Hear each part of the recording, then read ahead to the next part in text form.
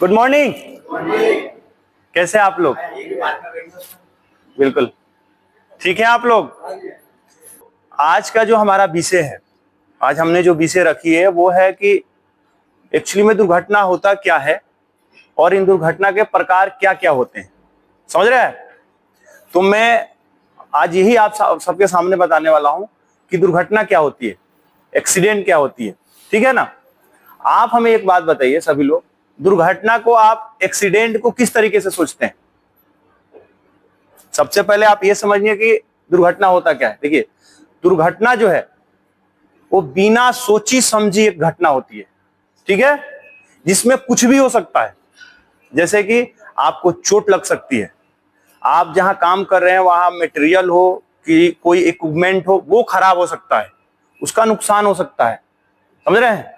आप जिस वातावरण में काम कर रहे हैं, आप जिस जगह पे काम कर रहे हैं वहां का वातावरण खराब हो सकता है ना? उसके बाद यहां तक भी होता है कि एक्सीडेंट के कारण किसी भी व्यक्ति की मौत भी हो जाती है, ठीक है ना? तो एक्सीडेंट जब किसी के साथ होता है या किसी जगह पे होता है तो इन सारी चीजों को नुकसान पहुंचाता है और खासकर जो व्यक्ति उसमें इन्वॉल्व होता है उसको भी नुकसान पहुंचाता है, ठीक है ना? तो मैं आपसे एक सवाल पूछ रहा हूं कि आप एक्सीडेंट को किस नजर से देखते हैं? मेरा कहने का मतलब यह है कि क्या एक्सीडेंट दो बाइक या बड़ी गाड़ियां टकराने को एक्सीडेंट बोलते हैं, या कोई मोटरसाइकिल चलाते हुए जाके गिर जाए उसको एक्सीडेंट बोलते हैं? आप एक्सीडेंट को किस हिसाब से सोचते हैं? या आप किसी स्टेयरकेस से उतर रहे हैं, आप किसी लेडर से उतर रहे हैं और वहां आपका पैर फिसला, पैर कहीं फंसा और आप गिर गए, तो उसको एक्सीडेंट समझते हैं। एक्सीडेंट किसको समझते हैं आप? आम भाषा में जब मैं बात करता हूं किसी की, तुम यहां से गिर जाओगे, तो बोला ये एक्सीडेंट थोड़ी ना है। देखो, एक्सीडेंट कुछ भी हो सकता है, हमने बताया ना। और हम आपको एक गाड़ी, मोटरसाइकिल, इसका उदाहरण इसलिए दे रहे हैं क्योंकि हम आपको आगे ये बताने वाले हैं कि जो एक्सीडेंट है इसके प्रकार क्या क्या है। आप समझ रहे हो हमारी बात को? तो पहला, जो आपका पहला एक्सीडेंट का प्रकार है, जब आपके साथ एक्सीडेंट होगा तो आपको किस पैरामीटर से नापोगे, कैसे समझोगे कि ये कौन सा एक्सीडेंट है, ठीक है ना? तो पहला जो आपका एक्सीडेंट होगा वो माइनर एक्सीडेंट होगा। माइनर से पता चल रहा है यानी थोड़ी सी चोट लगने वाली, ऐसा चोट जो आप अपने काम पर 1 से 2 घंटे के अंदर काम पर आ जाते हो, तो उसको क्या बोलेंगे? माइनर एक्सीडेंट, ठीक है ना? इसके बाद आता है मेजर एक्सीडेंट। क्या? मेजर यानी बड़ा एक्सीडेंट। इस एक्सीडेंट में होता क्या है कि जब किसी व्यक्ति के साथ कोई दुर्घटना घटती है, वो व्यक्ति 48 घंटे के अंदर अगर काम पे नहीं आया तो वह एक मेजर एक्सीडेंट है, एक बड़ी एक्सीडेंट है, ठीक है ना?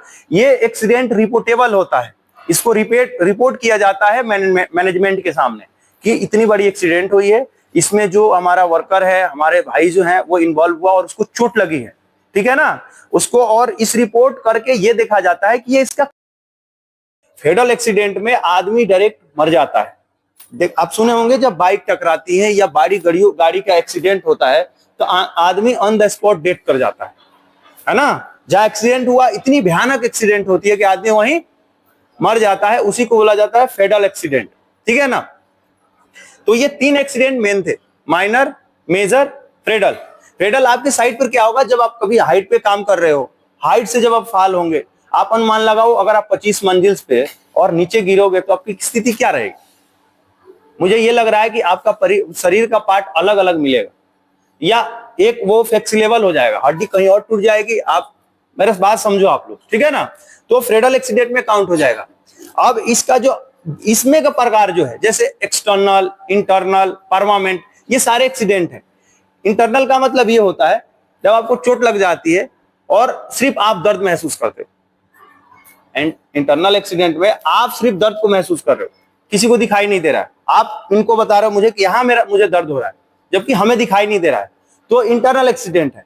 एक्सटर्नल में क्या होता है कि दर्द के साथ साथ सबको दिखाई भी देता है। अगर यहां कट गया या यहां छिल गया तो क्या होगा? वो दिखाई दे रहा है मुझे, तो एक्सटर्नल एक्सीडेंट है। परमानेंट एक्सीडेंट में क्या होता है? ये फेडल एक्सीडेंट की तरह होता है, लेकिन इसमें व्यक्ति को क्या होता है ना, परमानेंट डिसेबल हो जाता है, यानी कि वो जिंदगी में काम करने के लायक। अगर आप कहीं ऐसे जगह से गिरे जिसमें आपकी कमर की हड्डी टूट गई, फिर वो जुट ना पाई, आप एक जगह बैठे रह गए तो वो एक परमानेंट एक्सीडेंट होता है। तो ये सारे जो है ना, जो हमारा कंस्ट्रक्शन इंडस्ट्रीज होता है, ये बहुत हजार्डियस इंडस्ट्रीज होता है। यहाँ हर कदम पे खतरा होता है।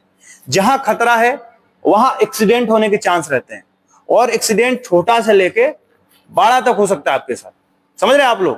तो आप जब भी काम करने जाओ, जब भी आप साइट पे काम करने जाओ, तो ये जरूर सोच के जाओ कि भाई हर जगह पे खतरा है, तो हमें सावधानी लेनी जरूरी है। आप सोचो ना, आप जब काम पे जा रहे हो तो कितना है, कहीं मटेरियल पड़ा हुआ है, कहीं सरिया पड़ा हुआ है, कहीं रिंग पड़ा हुआ है, कहीं स्लिपिंग जैसी सरफेस बना हुआ है। अगर आपने सावधानी नहीं दी तो आपके साथ भी इन एक्सीडेंटों में से कोई ना कोई एक्सीडेंट आपके साथ हो जाएगा। मैं इसलिए बता रहा हूं कि आप जब इस पर फोकस नहीं करोगे तो डायरेक्ट इन्वॉल्व कौन हो रहा है? आप लोग हो रहे हो ना, या मैं जा रहा हूं तो मैं होऊंगा ना। एक्सीडेंट किसके साथ होगा? जब हम लोगों के साथ होगा एक्सीडेंट, तो चोट तो हमें भी लगेगा, लगेगा ना। और चोट लगने के साथ क्या होगा? अगर हम काम पे नहीं आए तो हमारी काम रुक जाएगी। रुकेगी कि नहीं रुकेगी? रुकेगी ना। और हमारा मुख्य पैसा कमाने का जो हथियार बोल सकते हैं क्या है? मेहनत करके पैसा कमाना। जब हमें चोट लग जाएगी, साइड पे काम करने नहीं आएंगे, तो क्या हम पैसे कमाएंगे? कमाएंगे क्या?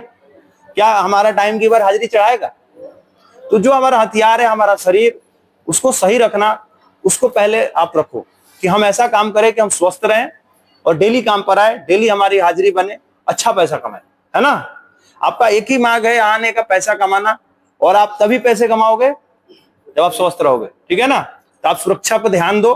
सुरक्षा रेगुलर करने वाली चीज है। ऐसा नहीं कि हमने आज हेलमेट लगा लिया तो 6 दिन नहीं लगाएंगे, है ना। सुबह आते ही अपने सेफ्टी को रखो। सेफ्टी कोई बड़ी चीज नहीं है, आप इसको अपना बनाओ, अपनाओ, कुछ नहीं होने देगा आपको। मैं ये नहीं कह रहा हूं इसको लगा लोगे तो आपके साथ दुर्घटना नहीं होगी, होगी, होना होगा तो, लेकिन जब आप इसको पहन के रखोगे तो दुर्घटना होने के बाद भी आपको कुछ नहीं होगा, इसका गारंटी रहता है।